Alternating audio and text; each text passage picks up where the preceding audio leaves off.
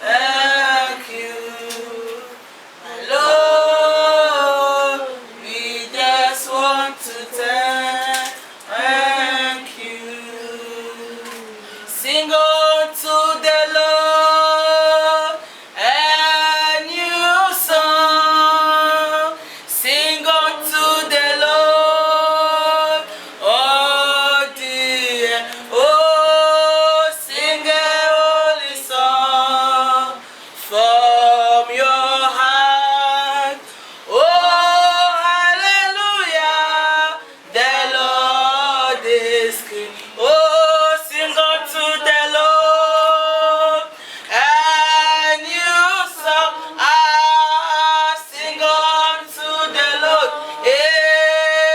Oh dear, sing a holy song from your heart.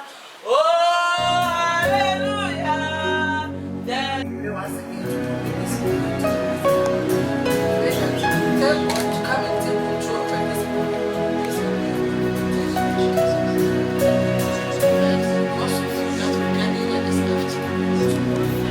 Your love is kind. Your love is patient. This is like a panel discussion. Everybody will just ask questions and discuss about the COVID. Everybody has been affected one way or the other. So we care, because we care. That's why we're doing this, so that we can talk and see where everybody is at. My name is Prophetess Love. I'm called Florida Espadrille. I'm from Picos, Cameroon. The ministry, we have not brought our office furniture and stuff yet to set up this place. We're going to do a lot of skills. We have computers, so I'm going to need you guys to come, whatever, learning languages, different languages. I am both from French and English, so I speak both languages. And we're going to help people to understand. We're going to help people to learn French and better your English. And we have a Spanish teacher.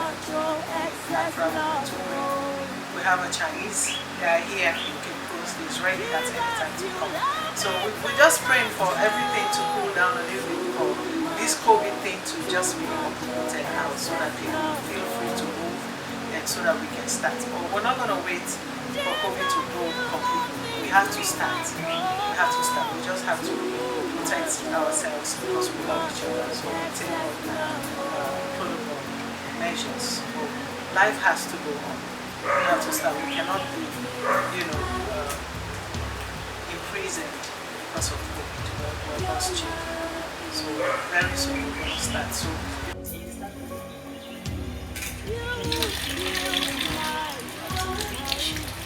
okay, you start with washing your hands before you put the soap.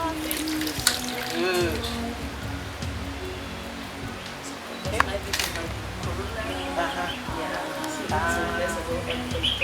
Okay.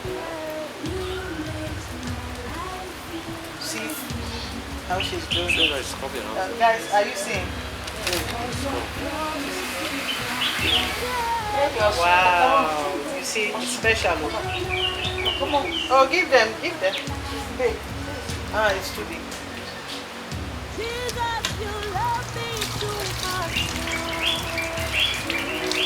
You see the text, maybe. You have to know.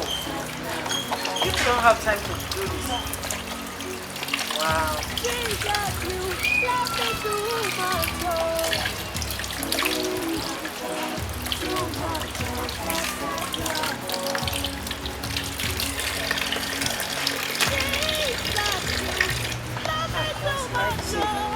Use it.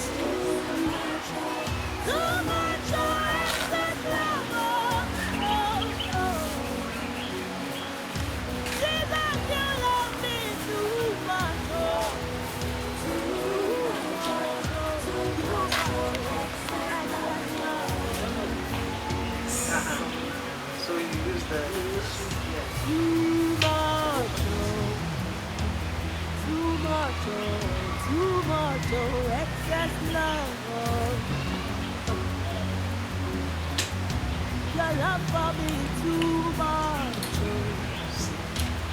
Too much, excess love. Hey, bravo. So,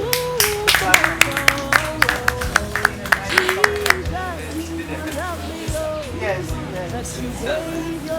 Fine. So it doesn't look like it's only women that know. It's okay. It's okay. So you know, some of the guys have long nails. Ah. Yeah, some of them have. Yes, So you yes. have to try it. Yes, you have to. I think those having a soul, they don't have it, but most of us have it. Yes, you have to go deep. Yes. Wow, we're learning every day. Everybody knows every day. So, right behind before you take Who am I that you're mindful of me? Who am I that you gave it all for me?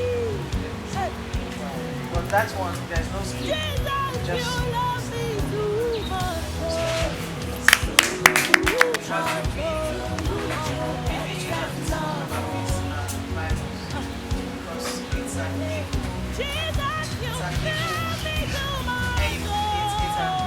it's an invisible enemy. We can't see this virus at all. And it's very vicious when it attacks people and it doesn't pick and choose. Sometimes you can even, you see poor people running around the streets, you go to the market, you see people, they don't have masks, nothing. So it's killing a lot of people who are, the high class top people, it's killing them more than it's killing the poor people. So, but we care about everything. We don't want nobody to die because of the virus. So we want to, first of all, discuss, this is a panel discussion. We want to discuss, first of all, what is corona? I know a lot of you guys know what is coronavirus. And we want to discuss the effects and the challenges, especially on you guys, the youth. Because you guys are supposed to go to school every day, do your sports as usual, go to your different activities every day, but everything has changed. Everything has changed. We need to talk about these issues. It's very important because we care. So we want to talk about coronavirus. First of all, what is coronavirus? Anybody tell us what is this virus? Is invisible. Your love is patient. You fill my heart with so much peace and joy. Heart diseases, disease. You're amazing. Which can cause like You make my life feel brand new. asthma. You're amazing. You make my life feel brand Those who new. have asthma and this pneumonia, when the Jesus, you when the love virus me gets too much. easily affects or easily Too much, makes them down too much, compared to excess someone who love. has necessary. So anyone who has asthma, Jesus, you love me too if much. gets the person can die Too much, one too much, excess love. and it mostly affects Jesus, you love me too much. some of the symptoms are Too much, excess love. even just recently said that Jesus, you love me lack too of much. you not being able to get Too much, excess can't or love. something. It can also be a symptom of coronavirus. Yes, recently. Also, recently, what does say something concerning it that it can be airborne disease, but it's not 100% like 100% confirmed that it's airborne disease. It's likely that it's airborne because I saw something on TV the other day. They said it's airborne and it can stay in the air in the plane for 8 hours. So it means anytime somebody, the plane flies and takes passengers, as soon as those passengers get off the flight, they have to clean and sanitize before they allow anyone to come. Many challenges of this virus. The effect, that's one, everybody should be able to say something. The effect and the challenges of coronavirus.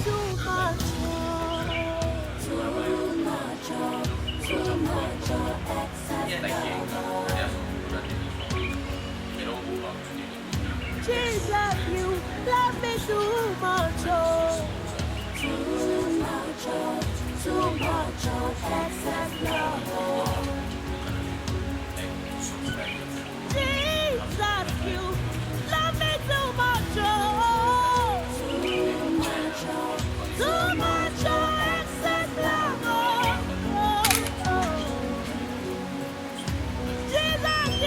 Jesus,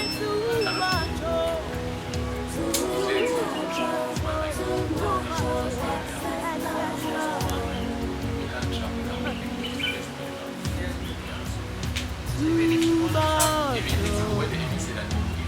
too much, oh. Too much, oh, excess love, oh. Yes. Your love for me is too much, oh. Too much, oh. Because of Too this, much, oh, excess love, oh. So they can't really meet their lecturers in terms of then feeding them with what's they structured something like online learning. But we are in an economy which most of us are not having the access to what's access to the network. When you take the secondary sector, that's the secondary school, most of them are not using their phones and all that. So this online thing is not helping students. So it's making things difficult for them. Because without the coronavirus, like they'll be able to be on campus in the classroom to learn. But because of this, they've got this online thing for them to stay on. So my problem is like those students who are not having phones and who are also going to local areas like they're not having access to network. It's hitting them hard as to compared to most of the cities. Even in the cities, even if you're not having a phone, you can access what is online nearby cafe. But what of those they can't access it. So although it's hitting us so bad, it's hitting some harder as compared to the cities. So that's what I can say. That affect the economy in terms of prices of businesses. Because we have importation and exportation. And since there's this lockdown, all the borders are closed. So the price of the goods are still have increased. And since it's increased, the rich people can afford, but the poor people cannot afford. So the richer becomes the richer and the poor retains. People take advantage of the situation and shoot up the prices everywhere. So it makes everything so difficult. That just when school reopened, Thank you for love. yeah, some of us during the first semester, they say the desired results wanted to get very, it didn't go in our favor. So we planned March to a second semester. Now for this semester, we are going to breaking ourselves with our academic work. So we took some pace. We were on the level going, then this closure came down, I should go home and things. So it's like the pace that we took with our learning, since we came home, everything has gone down. Our morale and everything for learning has all vanished. Now we can't learn in the house again. And even he was saying that those in the remote areas are affected most. But some of us in the city also, or in the towns are also affected because some don't know anything about this learning something. They don't have knowledge about it. In the house, some people will be calling you for you to submit their recs for them, but they are in the city or in the towns. They have laptops, they have phones, but they don't know how to operate it. just submit their work online. So some of those things are also affected. They don't know anything about those online things. We're having long period of learning, but now it has been cut short. At first we used to use 6 to 7 minutes, but due to this pandemic, it has been reduced. We use 5 or 4 to study in school, and then we go back each day. So it has caused much on our academic. Financial basis. We all need money to buy. Some of us, are business people, we sell. Can somebody say something concerning the financial aspects of challenges since the virus started? Transportation system. No, because of this pandemic, I see those the petroleum sector, their prices shoots because of what low demand. Because a lot of people were inside. Low demand. Low demand. Okay, because people are not out. People are not out to buy the petrol and stuff. So the demand was low. So if the demand is low, they have to shoot their prices to meet their targets. That's in business. So it got to a time the government have to shoot the prices too. The government have to shoot the price in order to also meet what their demand, because it got to a point the government don't want to lose and the people also don't want to lose. Yeah. So they have to shoot to raise the transfer. That's the transport was fair. So if all we know, like there was an increment of 16% or 15%? That was last 2 months. Yeah. You see, just to meet their target and also what. And it is the government who raised the price up? That's it. They raised the price for business people who no, that's the government. Okay. Yeah, the government raised the price for transportation. Okay. Yeah. And my problem here is that if really the government, I don't know how to put it, if really the government wanted to do like the favor of the citizens, yes, they should have done something better. yes, There's something better even to think of those poor people yes, out there, because no one is getting out to work, so even the monthly salary is not coming. So how can you even increase the transportation fare for them? They are not working anymore. So where are they going to get that money for to purchase that price of petrol, or even to think of even taking that much? You see, but the government should have even put some strategies on board. yes, To know that these people are not going to work anymore. So we have to do this so that it will be in their favor. yes. Because because of this pandemic. So normally they should have decreased, like they should have taken off. They should have decreased, Yes. rather than increasing. Yes, You yes, see, they should have although we know done that the demand has been low. Yeah. If demand has been, the government has to step in. They are the business partners on their own, so the government has to step in to set to make some amendments to the price. Yes. Yeah. But here's the case. Well, nothing like that. It was increments rather. It was just recently they've reduced it. But here's the case, the drivers are saying they are not aware. Yeah, they are saying they are not. So most of them. Especially those 4 months that people were home. Yeah. The 4 months it was decreased. That was last 2 months. If I'm right, it was last 2 months that it was decreased. Yeah, when this free bills and free electricity was given. That was when it was, I think, at the same time it was increased. So it was just past, I think, last 2 weeks. Yeah, that it was decreased again. But most of the drivers are not using it. Yeah, because they'll be like, the government hasn't said anything yet. Because although the government has said, they should reduce the price of petrol, but still they are using the old price. Yeah. So it's a work of the government to set in or to make some amendment to it. Yeah. Because if you've said it, the petrol should be reduced. But here's the case: the business partners are not using it. So the government, you have to set in or to make some. Yeah. So relationships were affected as well, and we cannot sweep it under the rug as if it's nothing. A lot of relationships, like family members, husband and wife, the students, they have their friends, boyfriend and girlfriend relationship, brothers and sisters, especially those days that people were home. you know, you get fed up of seeing each other. You know, you're all in the house. Even though here, I think it's better here a little bit than Accra. Accra, it was a little bit worse. Yeah. Here, it's a little bit better. People had freedom to run around a little bit more than in Accra. So, relationship-wise, can we discuss relationship-wise? So you see, like, if you are living in a house with your wife, every day you go out, Yeah. you come back maybe 5, 6 in the evening.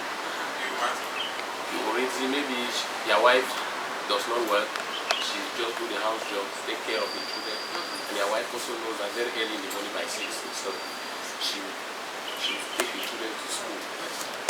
But during the lockdown period, you don't go out, your wife or the children, everybody's indoor. So you see, it's not easy. Like, already someone that does not have money to have like TV in the room and in the living room. So your children already know that maybe by 2 when they come back they have a series to watch. Their wife also knows that at 10 is that you the man you also like to watch football because women like football. You see, in about 2, 3, 4, 1 week, 2 weeks, 3 weeks, it's problem. It's like you are giving problem to your own children. You don't allow them to do what they want because you also want to watch it. Even with your wife knows that she always goes out. Maybe during the day she can go and visit 1 or 2 friends before you come back. But during the lockdown, it's not easy to be seeing one person every day. Like, it's like you are eating one and the same food every day. It's not easy because special will worry you. So for me it was really. And there are some people that you even live in one and the same compound with your landlord, but you still come and absolutely money for house. You are not working, he's not working. You're not going anywhere, but they so still I don't really know what is harass you. happening. This COVID thing, this pandemic is very difficult for people. Yes. So it's very, very disgusting, from what I can say. So it's not easy. So we are really praying that the thing should go. Yes. So relationship-wise, a lot of family members had issues like domestic violence because some men drink.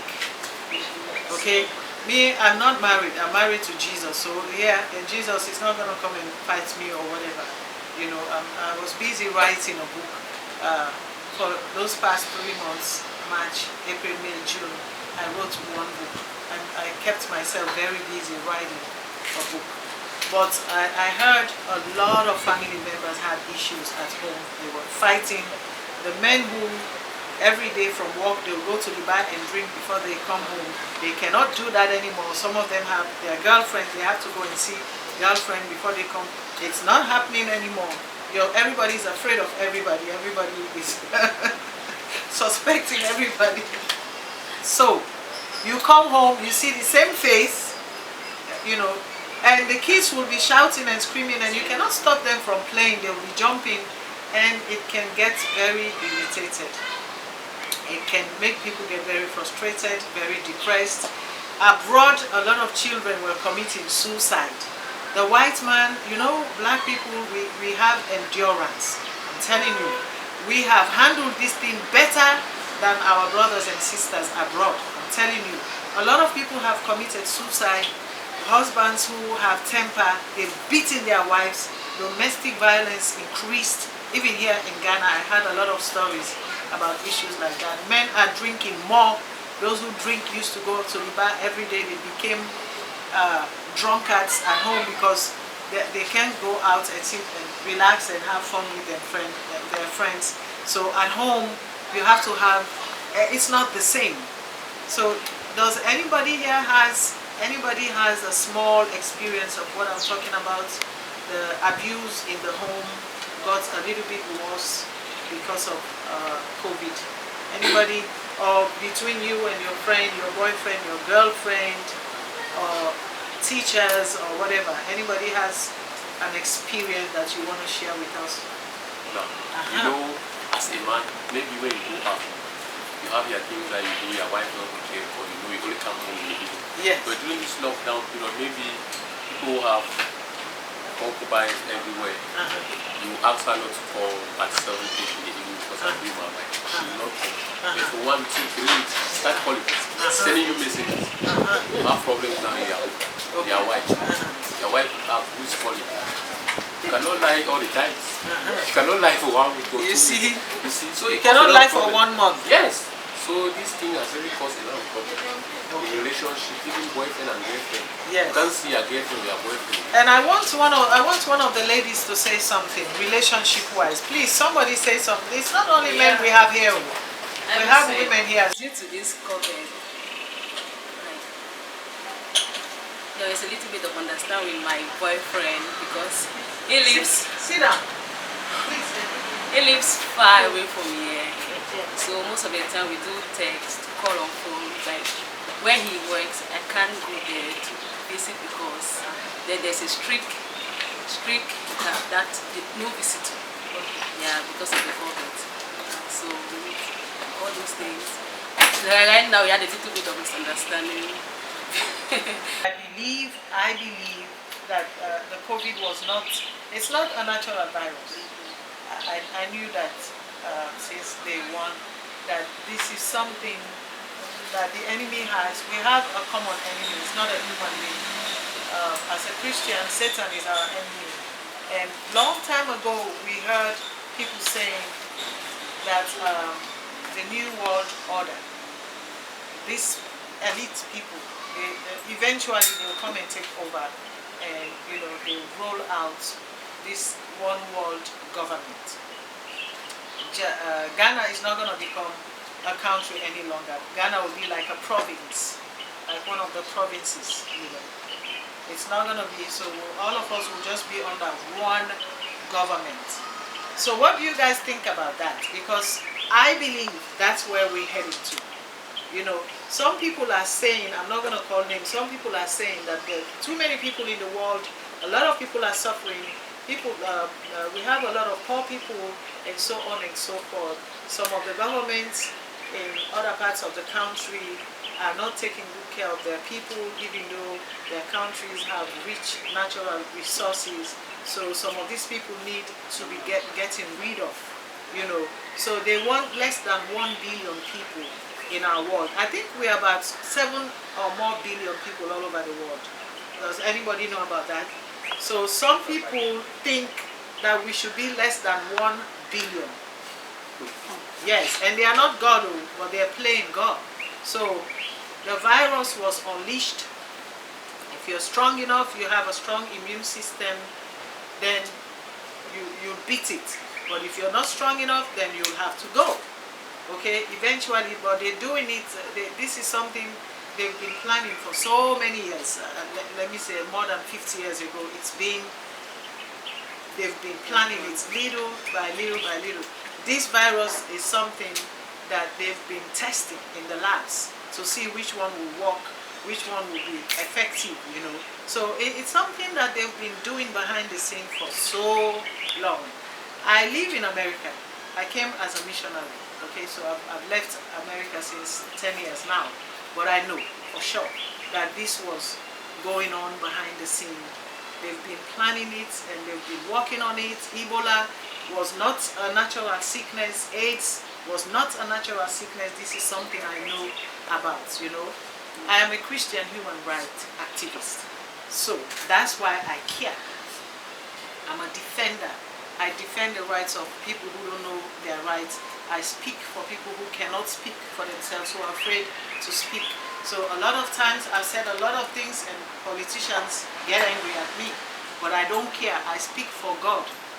God cannot come down here and talk to us, so he can choose some of us to speak for him, So I speak on behalf of everybody. If I know that your husband is maltreating you, I can go and tell him to stop. He should treat you like a queen, If you are the troublemaker, I'll talk to you to treat him better. I don't side one side against another. I'm not a feminist. I don't defend women against men. I defend the rights of everybody. And I promote the love of God in the hearts of everybody for each other. That's what I do. That's why I'm doing this. 2 weeks ago, I had an event. This book, this is my new book that I wrote while we had the lockdown. So it took me 3 months to write this book. And today is what day? Today is August the 8th. So on the 12th of July was my birthday. It made me 61 years old. So that was the day we launched and prayed on this book. And So I write books. I've written about 14 books. So from that day to today, I was not supposed to do this. I was supposed to wait. But me, as soon as God says jump, I jump. Even if I don't have nothing, if God says do this, I want you to gather 5 people, even if it's 5 or 10 people, just do it. I just obey. I don't say, oh, but God, just 2 weeks ago I did something, I had 300 Ghana cedi I spent, and now I don't have nothing, or how can I? No. Quickly, I'll start reaching out to people that we need to do this thing to discuss, because you don't know who if you can save one life, because the youth, especially the students, some of them have started committing suicide. We've had 1 or 2 happenings, and some of the schools, the youth are dying in the schools. If they have a problem, stomach problem, you go to the hospital, doctors are afraid to touch you. Other kids are afraid to come close to you. Family members will just shun you. People are stigmatizing each other, marginalizing the most vulnerable people in society. It is wrong. The title of this small program we have today is God in the midst of coronavirus pandemic. God in the midst. Guys, listen, God in the midst of COVID-19 pandemic. How can God be in the midst of what is going on? This issue that has changed our lives in so many negative ways, and we have God in the midst of what is going on. How is that possible? Can we say something? I know everybody here is a Christian. How can that be possible? God is everywhere. Everywhere, any day. God is omnipotent, He's all-powerful, He's omniscient, omnipresent, so He's everywhere. So He's in the midst of what is going on. Well, how is that possible? Because coronavirus is a spirit of fear. We're afraid of each other. You see right now how we're sitting. Me, I'm not God, but everybody who knows me, who is close to me, knows that I even hug people.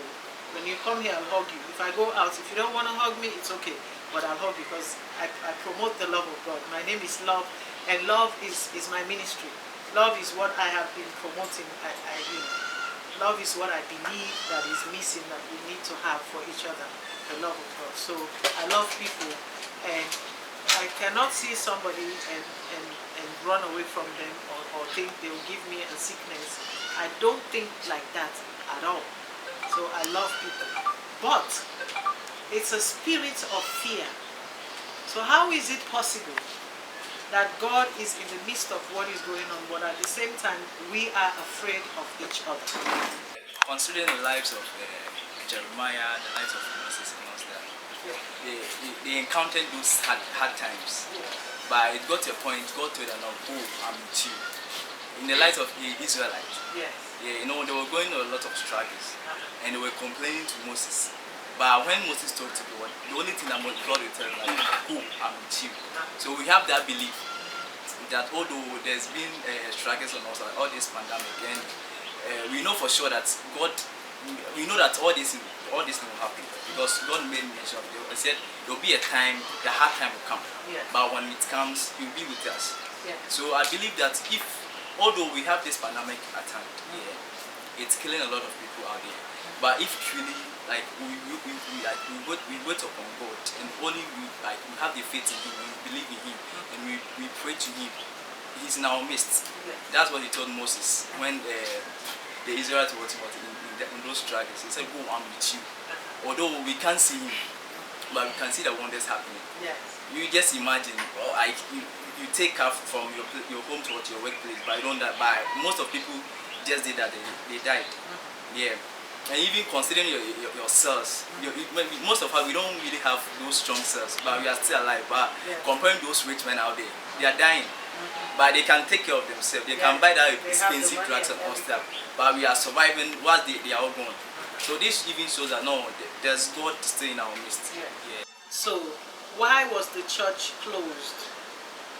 Because the church is God's representative. Do we know what church means?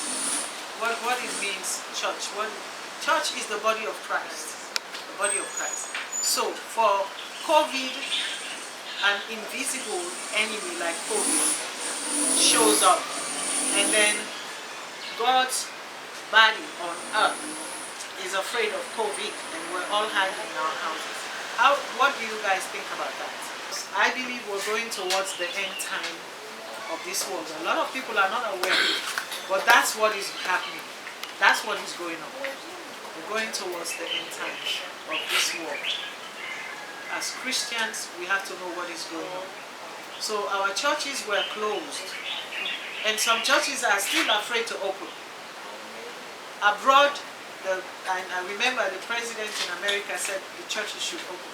A whole lot of big churches said no, they're not going to open, they're afraid. I don't know here if churches they've started opening little by little. But why was the church afraid to stay open?